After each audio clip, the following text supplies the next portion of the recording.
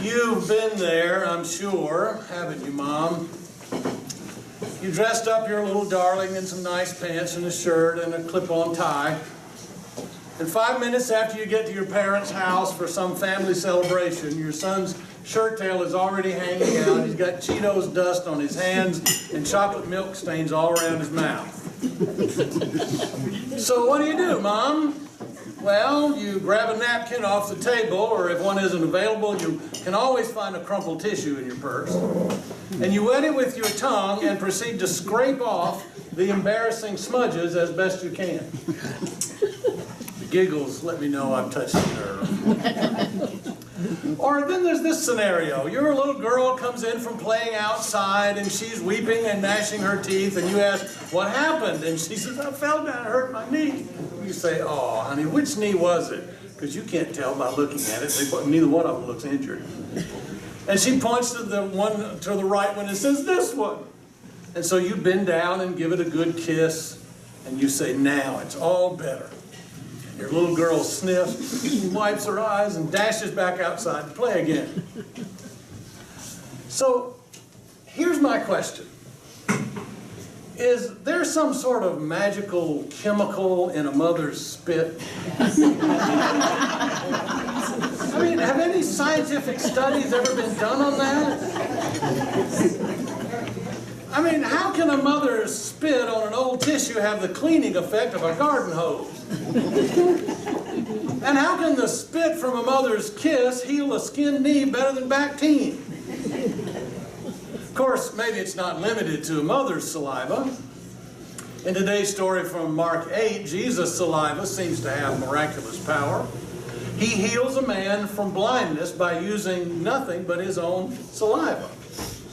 Now, to be fair, in the ancient world, saliva was thought to be a kind of a home remedy for various ailments, and many miracle stories employed saliva in some way. But here, Jesus put saliva on a blind man's eyes to restore his sight. But even more interesting to me is the result of Jesus' action. After he applies the spit and lays his hands on the man, Jesus asks, can you see anything? And the man says, well, yeah, I can see people, but they look like trees walking. And you can almost hear Jesus say, oops, let's try this again. So he lays hands on him a second time, and this time his sight is fully restored. Now, did Jesus make a mistake? Should this healing show up on Jesus' blooper reel? Well, to understand what's really going on in this story, you have to look at the context that Mark uses for the story. And when you get home, I hope you'll get out your Bible and read what comes before the story and what comes after the story. You see, Jesus, in the story before this, chastises his disciples for their inability to understand what God is doing in their midst. He says, do you still not perceive or understand? Do you have eyes and do not see? Do you have ears and do not hear? And then after this healing story, Mark tells us about Peter confessing that Jesus is the Messiah. You are the Messiah, Peter says. And we readers go, whew! At last the disciples are starting to understand what Jesus is doing and who Jesus is. It's as if they were blind and now they can see. But then Jesus starts telling them that being Messiah has nothing to do with power and glory and fame. It means he will be rejected. It means he will suffer and be killed, and after 3 days rise again. And Peter wants none of that. He reprimands Jesus for being such a downer. He says, I'm all this for being the Messiah, but not a Messiah who suffers. And so Jesus turns around and rebukes Peter and says, get behind me, Satan, for you are setting your mind on human things, not divine things. In other words, Peter saw, but he didn't see clearly. Just like the man in the previous story saw, but didn't see clearly. Like the man in the story, Peter's sight needs fine-tuning. Like the man in the story, Peter needs a second touch from Jesus.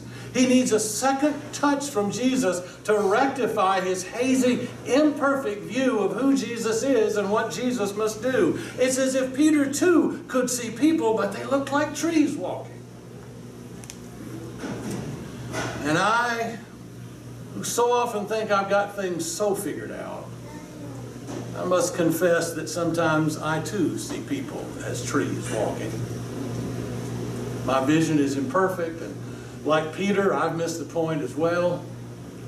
I'm like the 5-year-old girl in the backseat of the car with her mom driving down the road, and a nice sporty convertible with the top down comes whizzing by both of them, and the woman in the passenger seat stands up and waves at them, and she was stark naked. And the mom was just reeling from this when she heard her 5-year-old in the back seat say, "Mommy, that lady isn't wearing a seatbelt."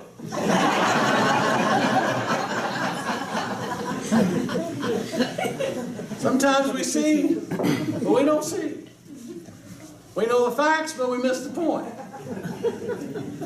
And preachers like myself, and if you can get clergy in a room and get them to be honest, they'll say the same thing.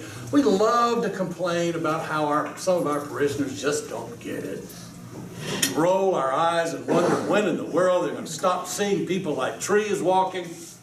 We wish they wouldn't treat discipleship as just one part of their identity and realize it's a way of life that precludes all others and is the starting point for all decisions. And then something happens to make us clergy types realize we don't get it either. Amen. She's indicting herself as much as me.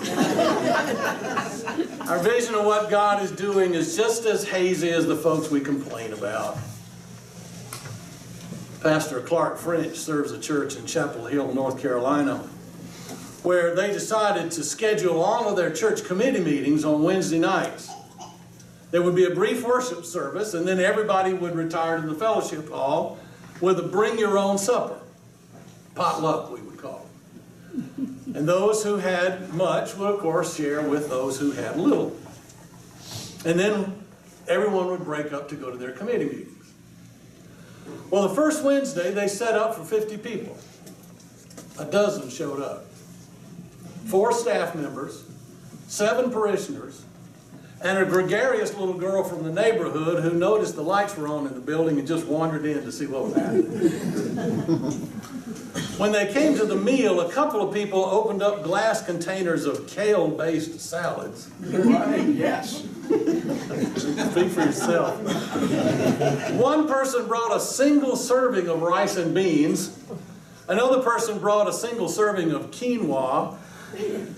Proteins included pecans and chopped avocado sprinkled with lemon juice so they wouldn't turn black. The little girl, of course, came without anything to eat, and so they scrounged around the kitchen and found an old box of frozen pizza pockets. They were concerned about the freezer burn, but the little girl didn't seem to mind. The next week, the little girl came back and brought a couple of her friends.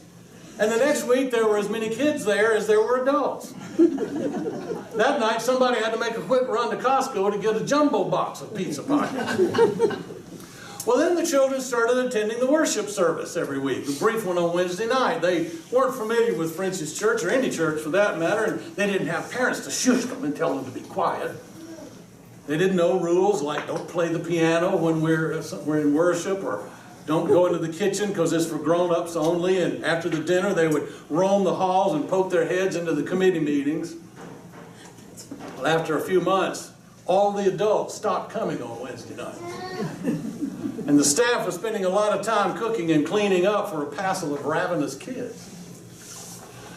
So on Wednesday night, Pastor French reluctantly told the children there would be no more dinners on Wednesday nights. The very next week, Pastor French heard the telltale stomping in the hallway above his office that always told him those kids were in the building. Made his way upstairs to the kitchen, where he found 2 8-year-olds cooking ramen noodles on the stove. They smiled and said, "We brought our own food. Would you like some?" The next week, he found the children outside the locked door of the kitchen, happily munching on uncooked ramen noodles straight out of the box. Again, they offered to share. And finally, it dawned on French what was happening. For all his talk and for all his church's talk about reaching out into the neighborhood, what was happening was that the neighborhood was reaching in to them. He hadn't had eyes to see it before. He'd seen people as trees walking. Now he could see clearly. As you and I continue this process we call R&R, Reinvention and Resurrection, here at First Congregational Church, I wonder if sometimes we, including myself, don't see very clearly. If sometimes we see people as trees walking, we miss the radical, transforming work God is trying to do here because it doesn't fit our nice, neat little categories. If we're going to follow God wherever God is leading us, we're going to need full vision. If we're going to need eyes wide open, eyes completely healed, so that we can see what God wants us to see, not just what we want to see. We're going to need a second touch, so we won't see people as trees walking anymore. What we see might frighten us. Change, even positive change, can be terrifying. Maybe that's why we often don't want our blindness to be completely healed. Seeing people as trees walking is not so bad, thank you very much. A clear vision might just cost us too much, you know.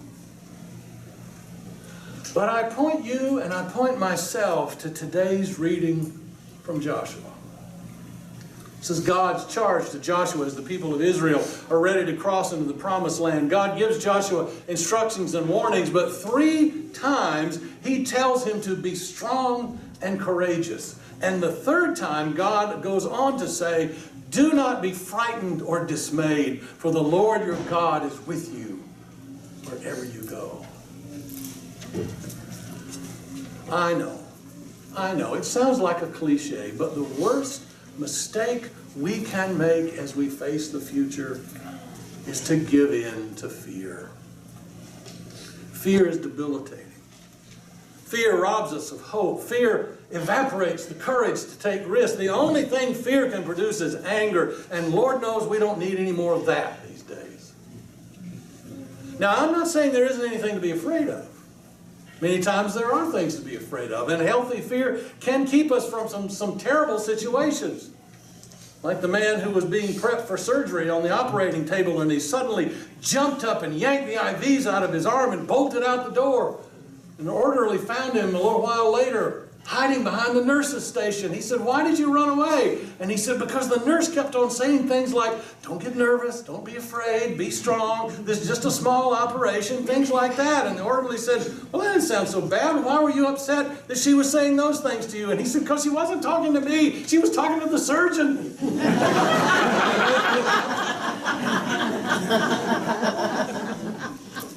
Some things we should be afraid of. But even then, we don't have to give in to fear. We don't have to give fear the last word. God promised to be with Joshua and the Israelites through all of the struggles ahead, and God promised the same thing to us. If you look through the Bible, you'll find more than 300 passages where people are told to fear not, or don't be afraid, or some similar phrase. Maybe all of those passages are there because God knows how fearful we can be, especially when we're facing a challenge, a change, or both. But we're not alone. God will be with us every step of the way. We just need to make sure that we're seeing clearly. We won't get very far if we see people as trees walking. Some of you, I'm sure many of you, will recall the story about the 3 men. Let's call them Bill and Tony and Gary, who were out mountain climbing.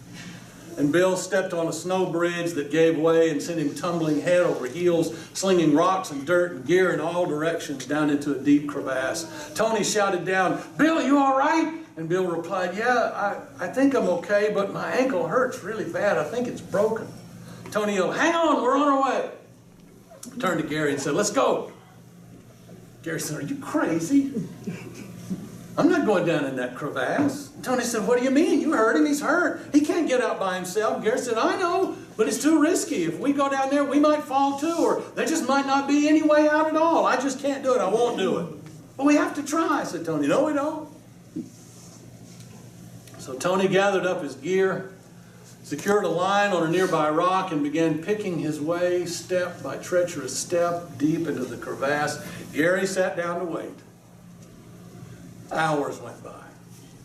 Night came and the temperature dropped, but still Tony remained focused on his rescue. As the morning sun began to peek over the horizon, an exhausted Tony finally hoisted himself and his friend out of the crevasse. He looked around for Gary, and then he saw him. He was still there, sitting in the same spot where he left him hours before. He was dead, frozen to death on the very spot where he sat down to save his life.